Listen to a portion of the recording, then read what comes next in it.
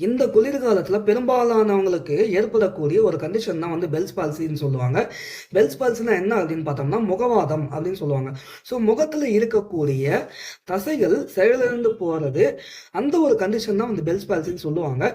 இது சில வைரஸோட இன்ஃபெக்ஷனாலையும், சில பாக்டீரியா, சில ஹெர்ப்போட இன்ஃபெக்ஷனாலையும் இந்த வியாதிகள் வர்றதுக்கான வாய்ப்பு இருக்கு. ஸோ இந்த பெல்ஸ் பால்சி வர்றது எந்த மாதிரியான வைரஸ் அப்படின்னு பார்த்தோம்னா, எர்ப் சிம்ப்ளக்ஸ் அப்படின்னு சொல்ற அந்த ஒரு ஹெல்த் கண்டிஷனால இந்த முகவாதம் வந்து வர்றதுக்கான வாய்ப்புகள் அதிகமா இருக்கு. இது பெரும்பாலும் குளிர்காலத்துல வந்து இந்த வியாதிகள் வந்து அதிகப்படியாக தாக்கத்தை ஏற்படுத்தக்கூடிய வாய்ப்புகள் இருக்கு.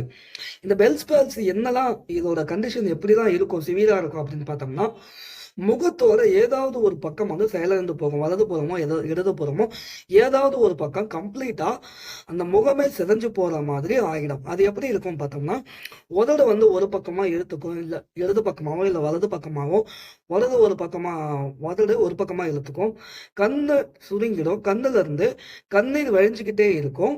ஒரு பக்கத்துல எந்த பக்கம் வாய் இழுத்துக்குதோ அந்த உதட்டுல இருந்து உமிழ்நீர் கசிஞ்சுக்கிட்டே இருக்கும். இது வந்து நம்மளால கண்ட்ரோல் பண்ண முடியாத அளவுக்கு இருக்கும். இதனால நமக்கு சுவீங் பிரச்சனை, அதாவது விழுங்குறதுல கூட சாப்பிடுறதுல கூட சில பிரச்சனைகள் வரும். இதனால இது கொஞ்சம் கொஞ்சமா டேமேஜ் ஆகி முகத்துல இருக்கக்கூடிய தசைகளை தாண்டி முகத்துல இருக்கக்கூடிய எலும்புகளுக்கு உள்ள இது பரவ ஆரம்பிச்சதுன்னா இது சிவியரான கண்டிஷனா போகும்.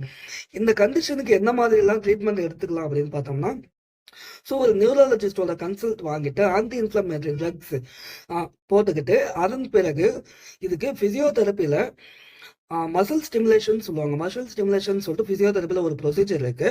எந்த மசிலாக செயலிழந்து போதோ அந்த மசிலை வந்து ஸ்டிமுலேட் பண்ணி விடுவாங்க. அதாவது அந்த மசிலை தூண்டி விடுவாங்க.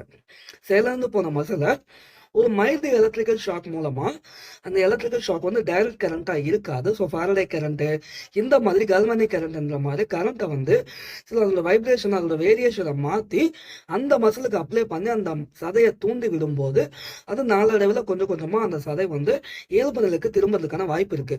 ஸோ இது வந்து எவ்வளவு நாள் ஆகும் அப்படின்னு பார்த்தோம்னா, இதோட சிம்டம்ஸ் ஆரம்பிச்சு சிவியர் ஆகுறதுக்கு 1 ல இருந்து 2 வாரம் வரைக்கும் ஆகும். இது முழுவதுமா குணமாகறதுக்கு அதிகபட்சமா 3 மாதங்கள் தேவைப்படும். குறைஞ்சபட்சமா 1 மாதத்துல இருந்து 3 மாதம் வரைக்கும் தொடர்ந்து இதுக்கு நம்ம சிகிச்சை அளிச்சுக்கிட்டே இருந்தோம்னா இது நம்ம நார்மல் லெவலுக்கு வர்றதுக்கான வாய்ப்பு அதிகமா இருக்கு.